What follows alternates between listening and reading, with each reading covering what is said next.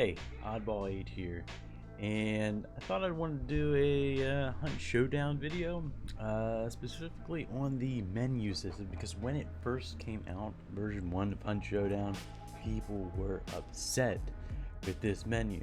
Now, they have every right? When change comes, people get upset.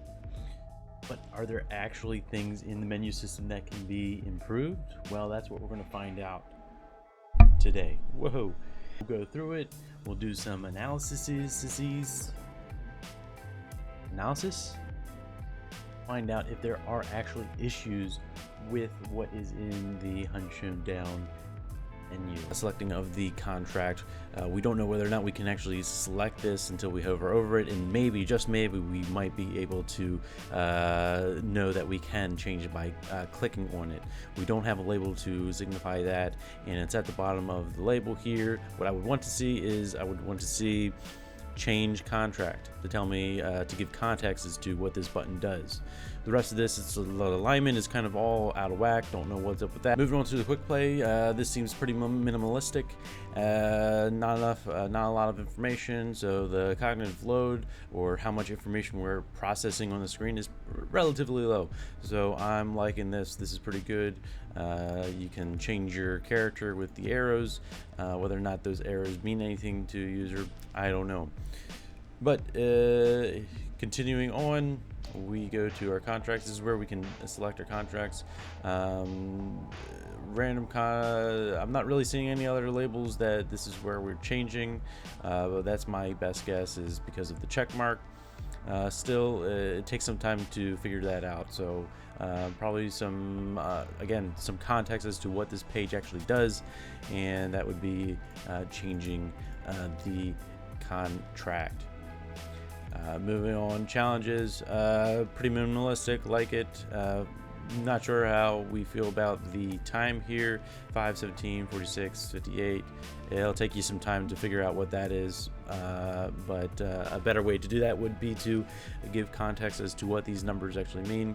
Because when I see 5, 17, 46, I'm thinking 5 hours and 17 minutes, but that's not the case. It is in fact 5 days. Alright, last match. Again, just some stats. Very minimalistic, very good. No worries there.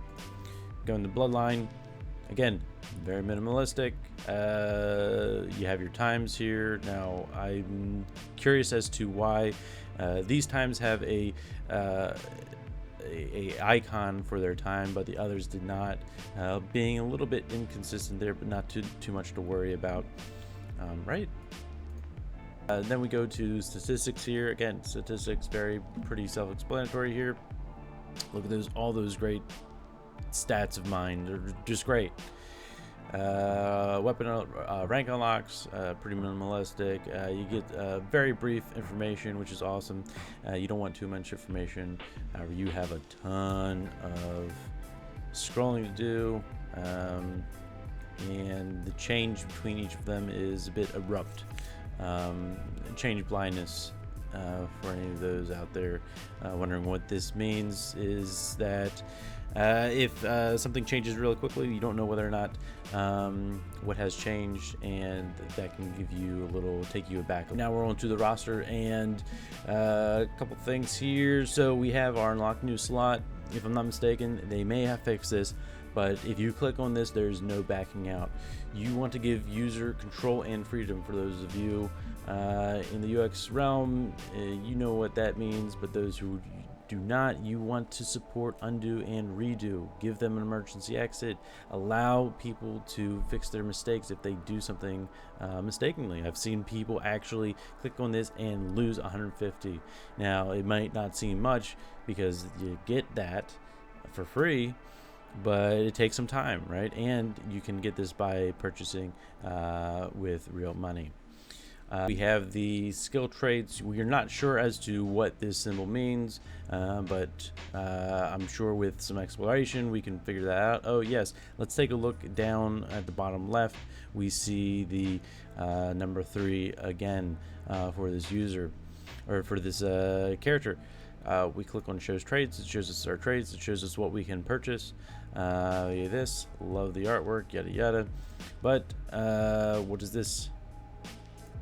They both do the same thing. So something to keep note of here, you want to be consistent as to what things can do what.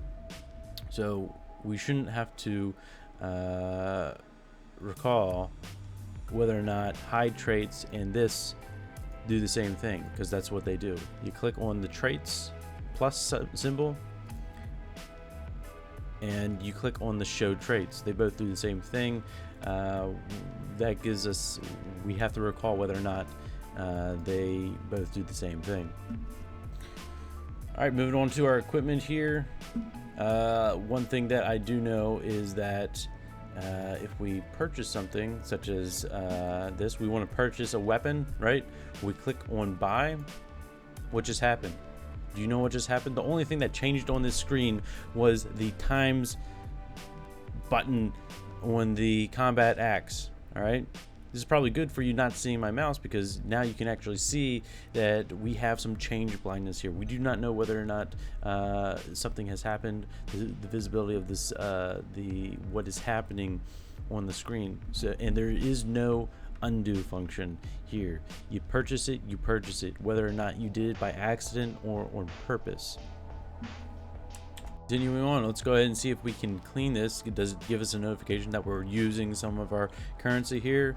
Yes, it does. All right, awesome. I love this. So this is error prevention. It also allows the undo, supporting of undo and redo. Yes, no. All right, no, we do not. So that is a good thing to have. So yes, they did fix this up.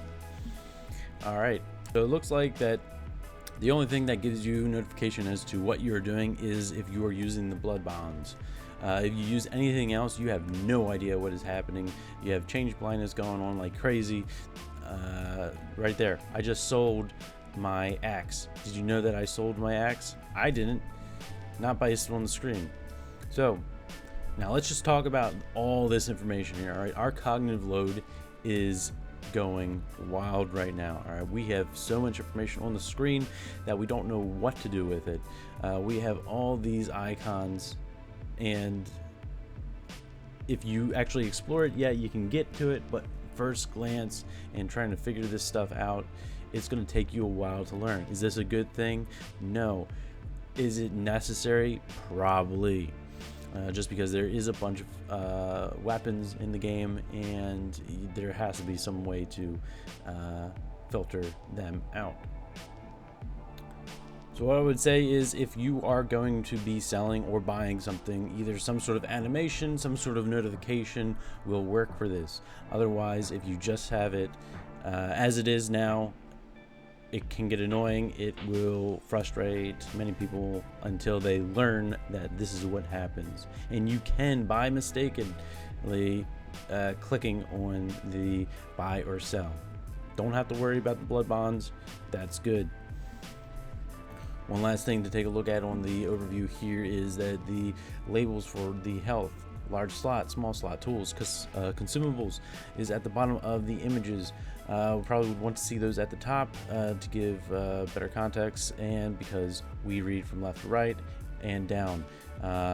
We don't know until we get to the bottom of the image of what that is. So at first we do not know what kind of slot this is